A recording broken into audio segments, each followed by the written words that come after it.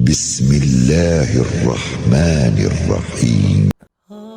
القمر نام پہلی آیت کے فکرے وانشق القمر سے ماخوذ ہے۔ مطلب یہ ہے کہ وہ سورج جس میں لفظ القمر آیا ہے۔ زمانہ نزول اس میں شق القمر کے واقعے کا ذکر آیا ہے، جس سے اس کا زمانہ نزول متعین ہو جاتا ہے۔ محدثین و مفسرین کا اس پر اتفاق ہے کہ یہ واقعہ ہجرت سے تقریباً 5 سال پہلے مکہ معظمہ میں منا کے مقام پر پیش آیا تھا۔ موضوع اور مضمون اس میں کفار مکہ کو اس حد گرمی پر متنبع کیا گیا ہے جو انہوں نے رسول اللہ صلی اللہ علیہ وسلم کی دعوت کے مقابلے میں اختیار کر رکھی تھی۔ شق القمر کا حیرت انگیز واقعہ اس بات کا صریح نشان تھا کہ وہ قیامت جس کے آنے کی خبر رسول اللہ صلی اللہ علیہ وسلم دے رہے تھے فی الواقع برپا ہو سکتی ہے اور اس کی آمد کا وقت قریب آ لگا ہے۔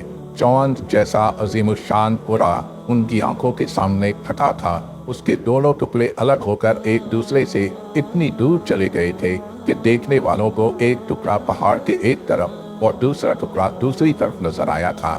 پھر آن کی آن میں وہ دونوں پھر مل گئے تھے۔ یہ اس بات کا کھلا ثبوت تھا کہ نظام عالم ازلی و ابدی اور غیر فانی نہیں ہے، وہ درہم برہم ہو سکتا ہے۔ بڑے بڑے ستارے اور سیارے پھٹ سکتے ہیں، بکھر سکتے ہیں، ایک دوسرے سے ٹکرا سکتے ہیں، اور وہ سب کچھ ہو سکتا ہے جس کا نقشہ قیامت کی تفصیلات بیان کرتے ہوئے قرآن میں کھینچا گیا ہے۔ یہی نہیں بلکہ یہ اس امر کا پتہ بھی دے رہا تھا کہ نظام عالم کے درہم برہم ہونے کا آغاز ہو گیا ہے اور وہ وقت قریب ہے جب قیامت برپا ہوگی۔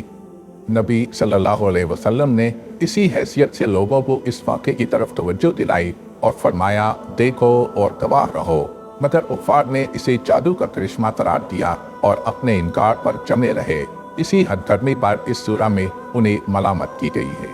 کلام کا آغاز کرتے ہوئے فرمایا گیا ہے کہ یہ لوگ نہ سمجھانے سے مانتے ہیں، نہ تاریخ سے عبرت حاصل کرتے ہیں، نہ آنکھوں سے صریح نشانیاں دیکھ کر ایمان لاتے ہیں۔ اب یہ اسی وقت مانیں گے جب قیامت فی الواقع برپا ہو جائے گی اور قبروں سے نکل کر یہ داور محشر کی طرف دوڑے جا رہے ہوں گے۔ اس کے بعد ان کے سامنے قوم نوح، عاد، سمود، قوم لوط اور آل فرعون کا حال مختصر الفاظ میں بیان کر کے بتایا گیا ہے کہ خدا کے بھیجے ہوئے رسولوں کی تنبیہات کو چھپلا کر یہ قومیں کس دردناک عذاب سے دوچار ہوئیں، اور ایک ایک قوم کا قصہ بیان کرنے کے بعد بار بار یہ بات دہرائی گئی ہے کہ یہ قرآن نصیحت کا آسان ذریعہ ہے جس سے اگر کوئی قوم سبق لے کر راہ راست پر آ جائے تو ان عذابوں کی نوبت میں نہیں آ سکتی جو ان قوموں پر نازل ہوئے۔ اب آخر یہ کیا حماقت ہے کہ اس آسان ذریعے سے نصیحت قبول کرنے کے بجائے کوئی اسی پر اصرار کرے کہ عذاب دیکھے بغیر نہ مانے گا۔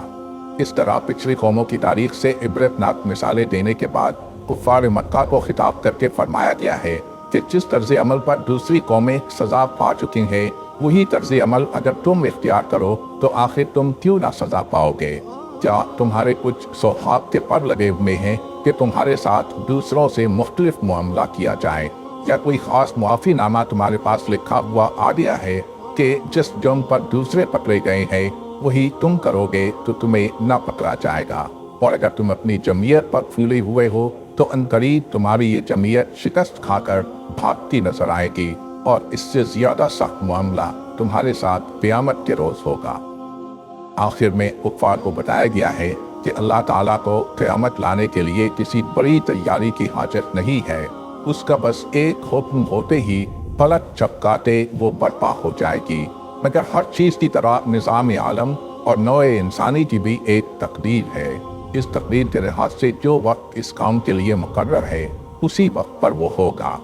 یہ نہیں ہو سکتا کہ جب کوئی چیلنج کرے اس کو قائل کرنے کے لیے قیامت لا کھڑی کی جائے۔ اس کو آتے نہ دیکھ کر تم سرکشی اختیار کرو گے تو اپنی شامت اعمال کا نتیجہ بھگتو گے۔ تمہارا کچا چٹھا خدا کے ہاں تیار ہو رہا ہے جس میں تمہاری کوئی چھوٹی یا بڑی حرکت ثبت ہونے سے رہ نہیں گئی ہے۔